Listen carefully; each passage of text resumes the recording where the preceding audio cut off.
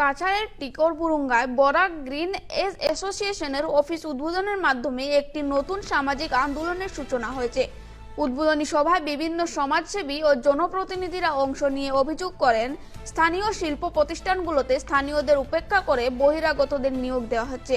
সংগঠনের সভাপতি বীরেন সিনহা ও সম্পাদক মাওলানা এনাম উল্লাহ, জেলা পরিষদ সদস্য ফরিদা পারভিন লস্কর সহ অন্যান্য এই বৈষম্যের বিরুদ্ধে গণ আন্দোলনের হুঁশিয়ারি দেন। বক্তারা জানান, বরাক উপত্যকার শিক্ষিত যুব সমাজ কর্মসংস্থানের অভাবে অন্য রাজ্যে যেতে বাধ্য হচ্ছেন। বক্তব্যে উল্লেখ করা হয়, বড়খোলা ও কাটিগড়ার সীমান্তে নির্মীয়মান সিমেন্ট কারখানা এবং বিহারায় রেলইয়ার্ড প্রকল্পেও স্থানীয়দের উপেক্ষা করা হয়েছে।